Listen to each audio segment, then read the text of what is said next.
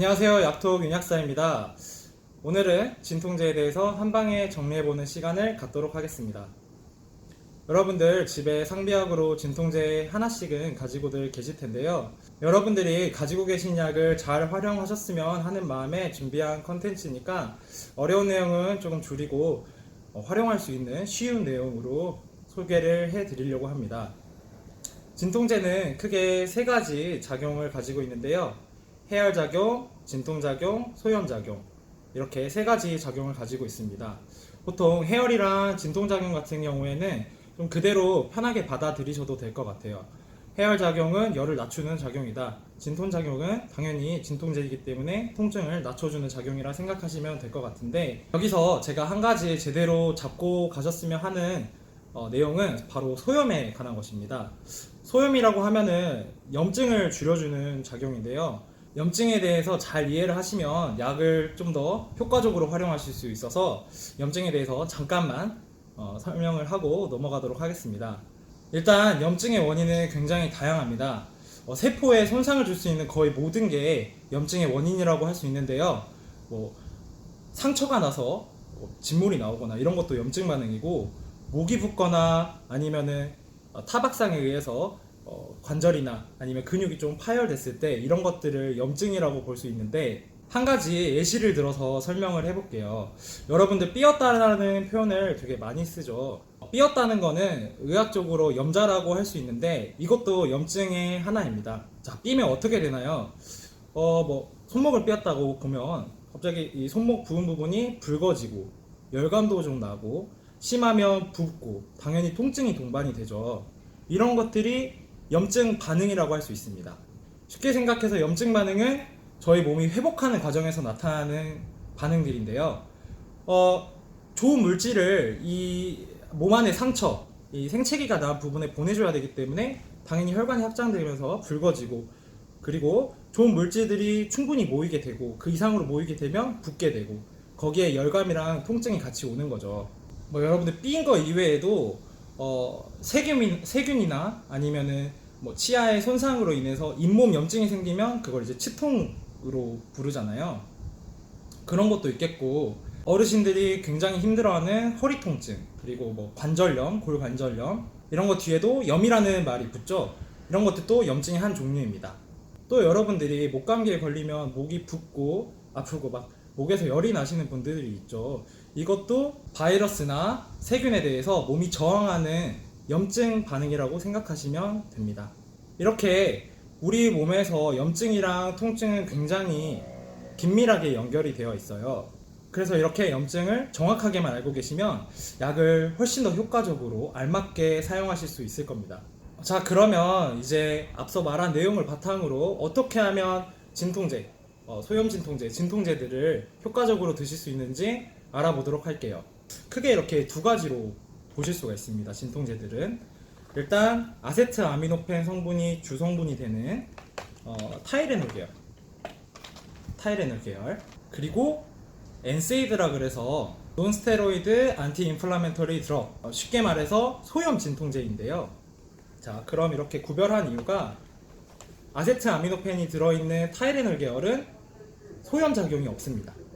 진통과 해열 작용만 있는 거고요. 이렇게 소염 진통제라고 소개시켜드린 이 아이들은 소염 작용이 있는 겁니다. 자, 그럼 이런 약들을 어떻게 활용해 볼까요? 먼저 타이레놀 계열부터 한번 설명을 해볼게요. 타이레놀은 앞서 말했듯이 소염작용이 없고 진통이랑 해열작용만 있다고 했죠.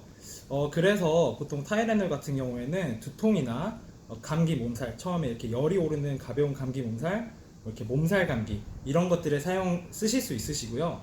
타이레놀의 장점은 속쓰림 부작용이 매우 적다는 겁니다. 그리고 임산부나 아니면 수유부처럼 좀 안정성을 걱정해야 되는 그런 분들도 사용이 가능하시고요. 연세가 조금 있으신 분들도 좀 안전하게 쓰실 수 있는 계열이라고 생각하시면 됩니다.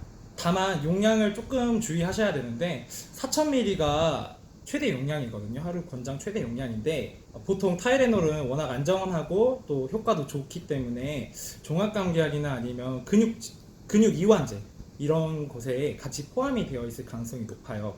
그래서 혹시 걱정되는 여러분들은 여기 뒤편에 유효 성분에 아세트아미노펜이라고 써져 있는 것을 보고 용량을 좀 계산해서 복용을 하시면 좋을 것 같습니다. 한 가지 더, 타이레놀은 절대로 술을 복용하면 안 됩니다. 간에 독성이 생기는 물질이 생성될 수 있어서 간에 되게 안 좋을 수 있거든요. 자, 이제 제가 오늘 준비한 세 가지 종류의 타이레놀 계열을 살펴보도록 하겠습니다. 저 같은 경우에는 이렇게 두 가지 계열, 앞서 말씀드렸던 타이레놀, 기본적인 타이레놀 500이랑 그리고 연질 캡슐인 이젠6 에이스 제제 같은 경우에는 가벼운 두통이나 그리고 좀 효과가 빨리 필요할 때 몸살감기, 초기 몸살감기 기운이 있을 때 권해드리는 편이고요. 한 알에서 두 알 정도 복용을 하실 수 있습니다. 그리고 이제 타이레놀 2알 같은 경우에는 이거는 작용 시간이 8시간 이상으로 길게 유지되기 때문에 만성적인 통증을 호소하시는 골관절염 환자들이나 아니면 어르신들 중에 이제 요통이나 이렇게 좀 쑤시고 이런 분들이 있으시죠. 그런 분들에게 좀 권해드릴 수 있는 제제입니다. 다만 2알 같은 경우에는 좀 조심해야 될 게 주 3회 이상 잦은 음주를 하시는 분들은 피해 주시는 게 좋아요. 이게 몸에 오래 남아있기 때문에 잦은 음주를 하시는 분들은 간에서 좀 독성 물질이 생성될 위험이 있기 때문에 피해 주시고 12살 미만 어린이들도 복용을 하시면 안 되겠습니다. 다음으로 소염 진통제. 자, 소염 진통제 약 종류가 여러 가지인데 간단하게 특징 먼저 설명을 해드릴게요. 소염 진통제는 타이레놀이랑 다르게 아까 말씀드렸듯이 소염 작용이 있는 진통제들입니다. 그래서 보통 염증이 있는 모든 통증에 쓸 수 있고 또 타이레놀보다 염증이 있는 통증에 효과적일 수 있어요. 뭐 치통이라든가 아니면 관절염 같이 염증 때문에 유발되는 통증에 효과적일 수 있습니다. 더불어서 목감기에 걸리신데 막 이렇게 아까 말씀드린 것처럼 염증반으로 이렇게 붓고 하시는 분들에게도 소염 진통제가 좀 더 효과적일 수 있습니다. 부작용으로는 그럼 어떤 게 있을까요? 소염 진통제 같은 경우에는 가장 흔히 발생할 수 있는 부작용이 위장 장애입니다. 속이 조금 쓰릴 수 있는데 앞서 말씀드린 타이레놀과 다르게 이 아이들은 위를 보호하는 물질의 생성을 좀 억제시키기 때문에 줄이기 때문에 위보호가 안 돼서 속이 좀 쓰릴 수 있어요. 간혹 가다가 쓰리다고 하시는 분들이 문의를 하시면 저 같은 경우에는 빈속에 드셨는지 물어보고 빈속에 안 드셨으면 식사하고 한번 복용을 해보라고 말씀을 드리는 편입니다. 여러분들도 소염 진통제는 식사를 하고 드시는 게 좋고요.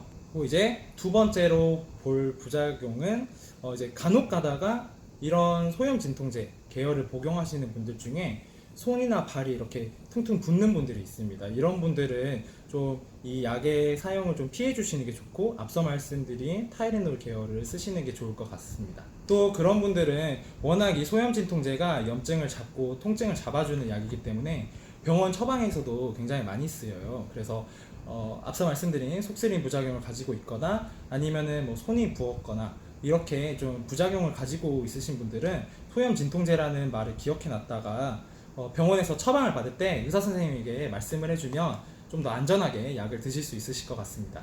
그럼 이제 개별적으로 간단하게 약의 특징을 살펴볼게요. 참고로 오늘은 주성분에 대해서만 설명을 드리는 건데요.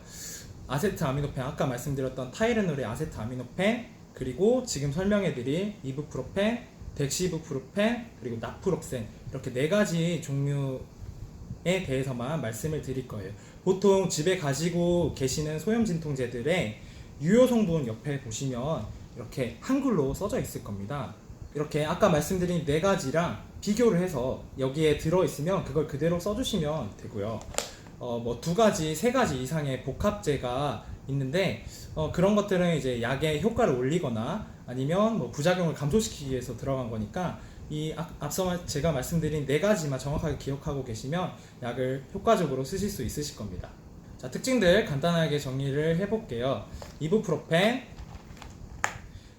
같은 경우에는 하루 1200ml 복용이고요. 보통 성인들은 400ml 정도를 한 번 드실 때 복용하실 수 있습니다. 그래서 400ml 뭐 3번을 복용하시거나 200ml를 나눠서 복용하셔도 되시고요. 소염 진통제 중에서 가장 무난하게 쓰실 수 있는 약이라고 생각하시면 됩니다. 또 한 가지 장점은 이부프로펜 같은 경우에는 자궁 이행률이 높기 때문에 생리통에 훨씬 더 효과가 좋습니다. 프로스타글란딘이라고 하는 여성의 자궁을 수축하면서 통증을 일으키는 물질의 생성을 막기 때문에 미리 생리가 시작되기 전에 먹어주시면 좀 더 효과가 좋습니다. 자, 그 다음으로 볼 거는 덱시브프로펜입니다. 덱시브프로펜. 덱시브프로펜은 이제 이부프로펜에서 활성형 성분만 따온 건데요. 가장 큰 특징은 이부프로펜보다 작용 시간이 짧다입니다. 마지막으로 보실 거는 나프록센 제제입니다. 나프록센 제제는 이 중에서 가장 강하다고 생각하시면 되고, 또 작용 시간도 가장 길고요. 근데 단점은 조금 작용하는데 걸리는 시간, 약이 효과를 나타내는데 걸리는 시간이 조금 걸릴 수 있다, 이렇게 생각하시면 되고, 작용 시간이 길다 보니까 하루에 2번만 복용을 해주시면 됩니다. 또 단점으로는 해열 작용이 없다는 겁니다. 그래서 몸살기가 있고 열이 나는 감기에는 나프록센 제제를 좀 피해 주시는 게 좋습니다. 그래서 보통 나프록센 제제 같은 경우에는 강하고 좀 통증을 잡아주는 기간이 좀 길기 때문에 치통이나 아니면 골관절염 같이 심한 부분에 사용을 해주시면 될 것 같아요. 자, 그러면 마지막으로 간단하게 한 번에 정리를 해볼게요. 염증이 있는 것에는 소염 진통제를 사용하자. 다만 자기가 속이 좀 쓰리다, 이런 경우에는 타이레놀을 쓰자, 아세트아미노펜을 쓰자.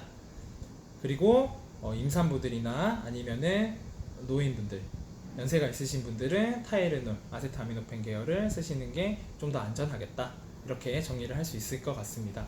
그리고 한 가지 더, 종합감기약이나 아니면 근육 이완제, 근육 통증에 쓰는 약에는 보통 아세트아미노펜이 섞여 있는 경우가 되게 많습니다. 그래서 같이 좀 통증이 좀 심하셔서 같이 복용하시고 싶다고 하시면 소염 진통제를 같이 복용해서 통증을 더 효과적으로 잡아보셨으면 합니다. 그리고 일반적인 통증 같은 경우에는 둘 중에 한 가지 종류만 써도 들으실 텐데, 이렇게 해서도 좀 안 들으시면 만약에 내가 아세트아미노펜을 복용했다 그러면 소염 진통제를 한번 같이 복용해 보시고, 이렇게 두 가지를 같이 병행해서 복용해 보는 방법도 있습니다. 이렇게 통증에 대해서 말씀을 드리고 진통제에 대해서 한 방에 정리해보는 시간을 가졌는데요. 물론 통증은 근본적인 원인 해결이 먼저이지만 병원에 가시기 힘드시거나 병원 갈 때까지 시간 동안 통증에 시달릴 필요는 없잖아요. 그럴 때 한 번씩 제가 말씀드린 방법들을 기억해서 활용해 보셨으면 좋겠습니다. 이상 약톡 윤약사였습니다.